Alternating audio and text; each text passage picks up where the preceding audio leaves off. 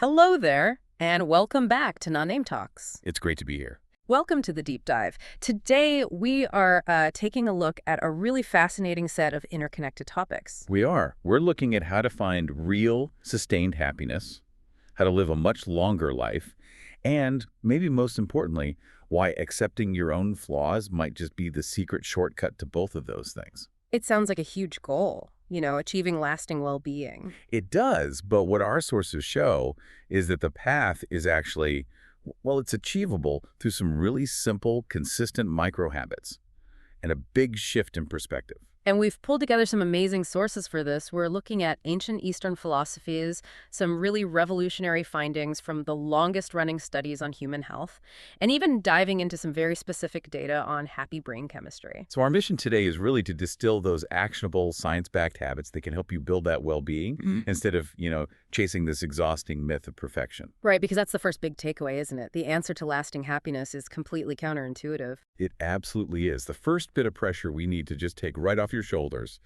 is this idea that you're supposed to be happy all the time. That's a huge relief just to hear that out loud. It is. I mean, if you think about it, joy and pain, peace and suffering, they just flow in and out like waves in the ocean. And that idea connects directly back to ancient wisdom, doesn't it? Exactly. Buddhist monks, for instance, describe happiness not as some state of euphoria, but as an inner state of peace and contentment. It's really defined by freedom from unnecessary suffering. So just accepting that we're human and that happiness isn't some constant destination, that's really step one. That is step one. It's about finding peace in the fluctuation. Okay, so let's unpack this from a biological standpoint. What's literally happening inside our brains when we do feel good? Because our sources highlight the body's four sort of chemical rock stars. Yes, the brain's famous happy cocktail. It's really useful to know what triggers them. So where do we start? Let's start with dopamine. It's often called the feel-good hormone, but it's probably more accurate to call it the seeking chemical. The seeking chemical. Yeah. It's released when you achieve a goal, or, and this is critical, when your curiosity is sparked. It's what keeps you motivated and looking for the next thing. But if you're always just chasing that next reward, that dopamine hit, isn't that kind of unsustainable? That's the perfect question. And that's where the next chemical, serotonin, provides the stability we're looking for. Okay, so how does that work? Serotonin is the great stabilizer. It helps regulate your mood, your sleep, your appetite. It reduces symptoms of depression. And we can actually boost its production. We can. Externally, just by getting some natural sunlight, and internally by eating the right kinds of foods. Which then brings us to the third one, the body's own natural painkillers, the endorphins. Precisely. They are directly tied to feelings of happiness because they act like a kind of natural morphine, reducing physical pain. Everyone knows the runner's high. Right. But you can also release them through really simple things. Smiling, hugging someone you care about, even meditation. And that hug also triggers the last one, oxytocin. The love hormone. Yeah. It's boosted by that physical connection, hugging a loved one, spending time with friends, or even just playing with a pet. So we know the chemicals. Let's talk practical science-backed habits. What can we actually do to manage this cocktail better? Well, one of the biggest levers is just physical wellness. Medical reviews show again and again that regular physical activity. And we're not talking about anything extreme here. No, not at all. Yeah. It could be walking outside, lifting some weights. It has a major impact on reducing depression and improving mood. Consistency is what matters. And I love that micro habit you mentioned earlier, the one about morning sunlight. It's such a powerful free hack. Getting natural sunlight first thing in the morning is like hitting a reset button for your body's internal clock, the circadian rhythm. So it sets you up for the whole day.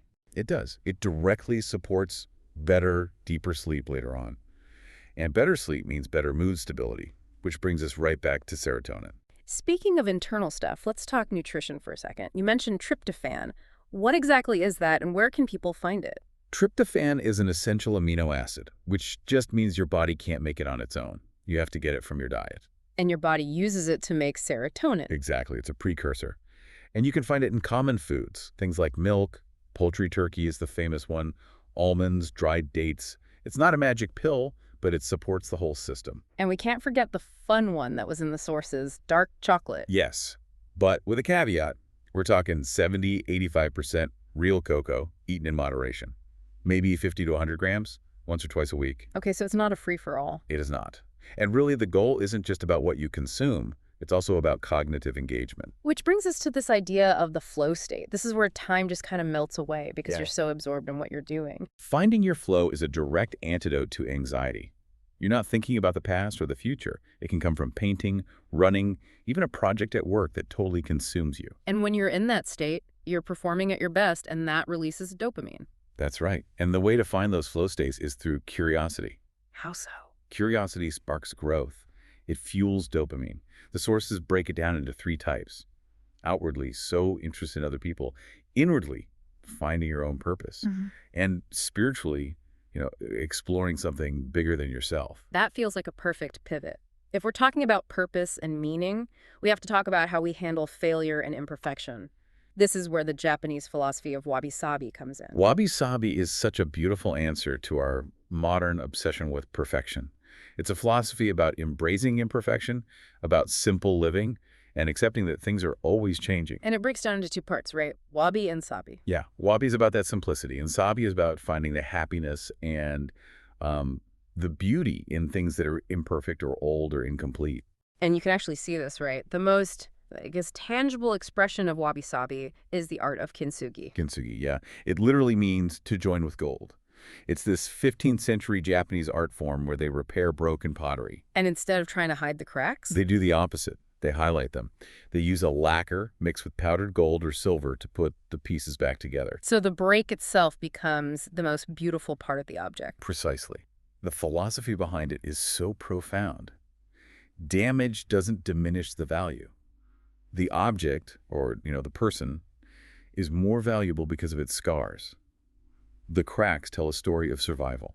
That mindset is so powerful. If we can accept external damage through that lens of kintsugi, then we have to apply that same kindness to ourselves internally. Which is the perfect entry point for self-compassion. Kintsugi is the external metaphor, but self-compassion is the internal tool we need to use. And how do the sources define that exactly? It's actually really simple. It's treating yourself with the same kindness and understanding that you would offer a good friend, especially when you fail or you're under stress. So what are the actual components of that? How do you practice it? Well, Kristen Neff's model breaks it into 3 parts. The first is self-kindness, just being gentle with yourself instead of super critical when things go wrong. Which is so hard for so many people. It is. The second part helps with that. It's called common humanity. It's the recognition that your struggles and failures aren't just yours alone. They're part of the shared human experience. You're not the only one who messes up. It takes the shame out of it. It does. And the third part is mindfulness, which doesn't mean you have to meditate for hours.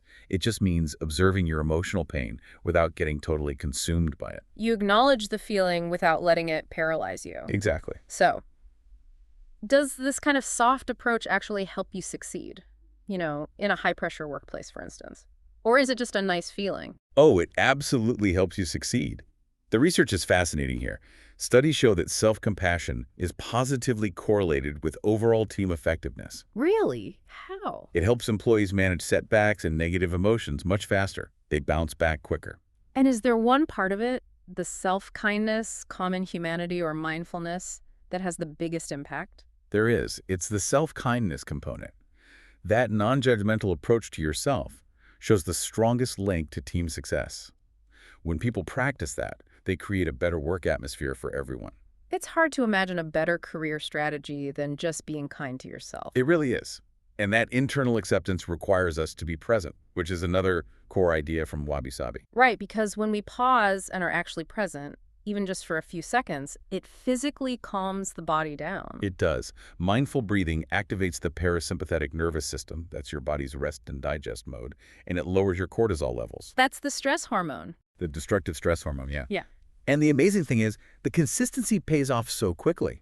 One source mentioned that meditation practice can physically change your brain structure in just 8 weeks. 8 weeks? That's incredible. A small, consistent effort creating actual structural change. It just confirms the value of being present, which the wabi-sabi tradition expresses so beautifully with the phrase ichigo ichi. One opportunity, one encounter. Exactly. It teaches that every single moment, every conversation, every cup of tea is unique.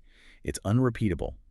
It encourages you to deeply appreciate what's happening right now. Instead of worrying about what you missed or what you're rushing toward next. As one source put it, to get that clarity, you have to slow down. Less hurry, more calm, less complexity, higher clarity. Okay, so let's connect this internal philosophy to the big picture of physical longevity. We have to talk about the famous blue zones. Yes, the blue zones are these 5 specific areas in the world. Okinawa in Japan, Sardinia in Italy, for example, where people live to be 100 at 10 times the rate of people in the U.S. Which is just staggering, and it proves that lifestyle, not just genes, really dictates our lifespan. It's the definitive proof. The Danish twin study showed that only about 20% of how long we live is genetics, the other 80%.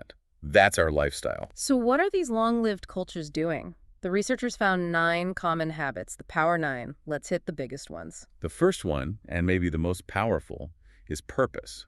Okinawans call it ikigai, Nicoyans call it plan de vida.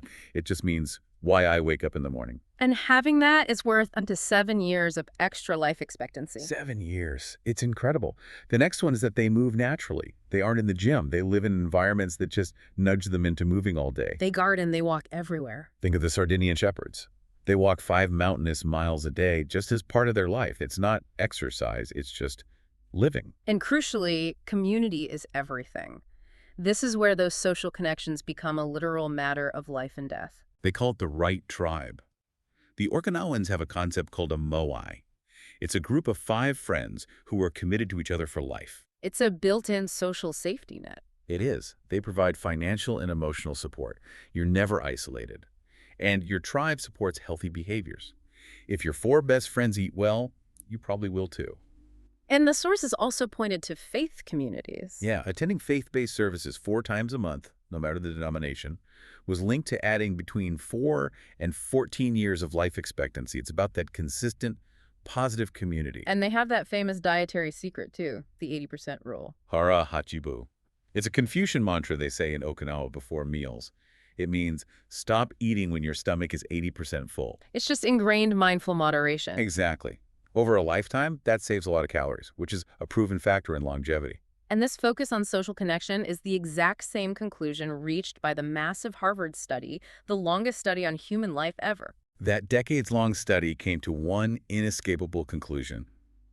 Positive relationships are the single most important factor for health and longevity. More important than your IQ, your social class, even your genes. Well, it's all about who you surround yourself with. It is. It includes keeping family close, committing to a life partner. All these things add years to your life. The lesson here seems so clear. The path to a long, happy life is about balancing that external community support, the right tribe, with that internal emotional support, that self-compassion. We have to stop chasing this idea of external perfection. You know, the perfect home on social media, the perfect career. That often comes at the expense of our internal peace. True growth, like kintsugi, comes from accepting the stars. And finding the beauty in that process of survival. So if there's one single actionable tip to pull from this entire deep dive, what is it? I think it's consistency over intensity. Achieving happiness or success isn't about the one grand gesture. It's about the small, consistent actions, accumulating those scraps of time through small works. The daily walk, the conscious choice to be kind to yourself when you mess up, calling a friend. Exactly. Which leads us to our final provocative thought today. Think about the analogy of holding a glass of water. A glass of water isn't heavy at all, but if you hold it for an hour, your arm aches. If you hold it all day, it feels agonizingly heavy. The weight doesn't come from the glass itself, but from how long you hold it. Which raises the question for you listening right now. What small piece of resentment, failure, or fear, what water glass are you holding on to? You can't avoid suffering entirely. It's just part of being human. But you do have the choice to put down the burden of that emotional weight, and you can choose to put it down quickly. So how fast can you choose to let go of those daily micro-stressors, those little grudges, and instead focus on this unrepeatable moment you have right now? Ichigo Ichi. That willingness to put the glass down and just be present might be the deepest dive of all.